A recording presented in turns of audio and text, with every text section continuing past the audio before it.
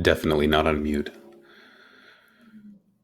And another late May, so late spring, early summer,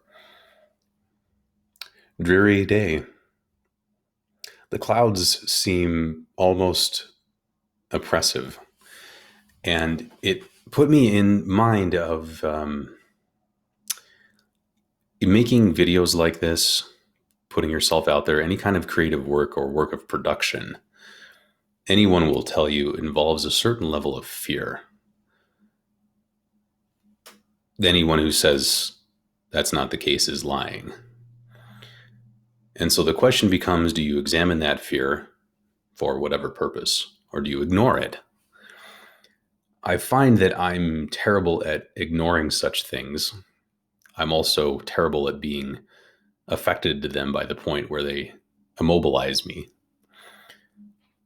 But of all things, the more and more I consider the source of this fear, the more it seems to curl back in on itself.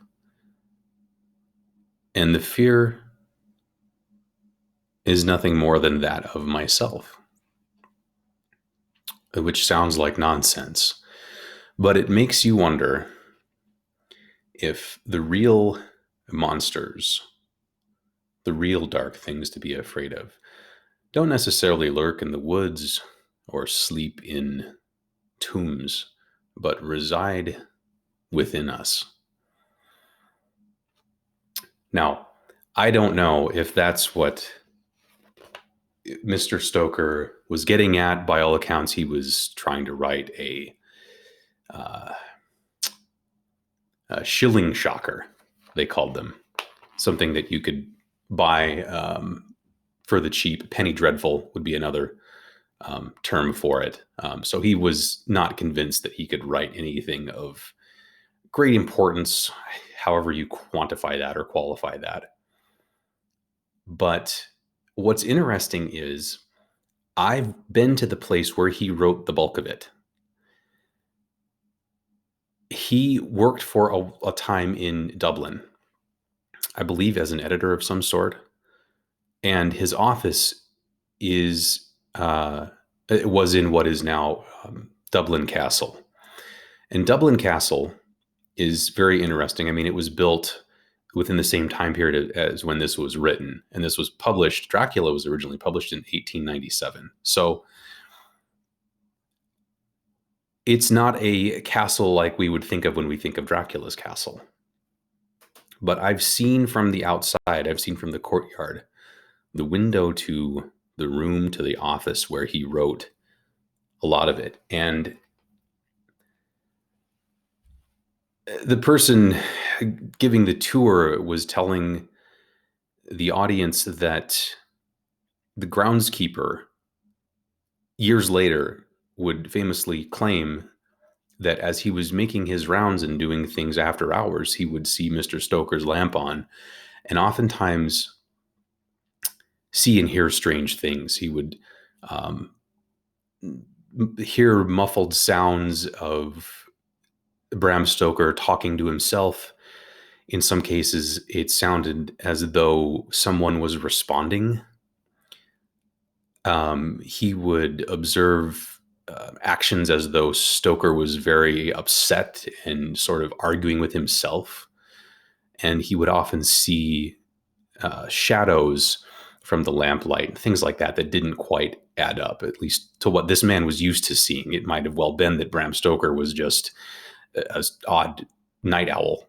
And of course, anyone will tell you the creative process will drive one mad and cause you to yell at yourself quite a bit. But what's interesting is that many, many years later, in the modern age, only within the last couple of decades, I believe, they were doing some excavation, I believe, for utility work underneath Dublin Castle, and directly underneath, not directly underneath, but many feet down below, they found ancient ruins. And of course, as many of you will know, Dublin, much like London, was an old Viking settlement originally. And so over the years, with all the conquest and et cetera, there were fortresses built and battles fought and these cities sort of just built on top of each other throughout the ages. And um, so he was directly above a portion of these old battlements from the I believe the Viking era or something similar. And the point is, there was a mass grave many feet below him. And so that has led to a lot of conjecture and speculation and the romantic explanations, frightening explanations of him, his behavior, the groundskeeper, the ancient ruins, the blood and the skeletons, and all this other stuff. So it's sort of almost in a roundabout way has helped further expand the sort of stereotypical settings that the themes and things that we associate with Dracula and other associated works. So it's almost perfect. So whether or not you hold any actual accounting to all of that information, or whether it's a funny, albeit mortifying coincidence, it is very fascinating to say the least. It is very unnerving to be there. It's it's a little eerie, I think, just for the fact of standing and looking at the office where he was writing and then hearing the groundskeeper stuff. But then to be able to go and descend into the old ruins where they give tours now is even more unnerving for reasons which you can all imagine. So even a person of science would be unsettled by it. So it's very hard not to sort of get swept up uh, in the themes of what all of that means. But for now, I suppose, do we start at the beginning? I think we will.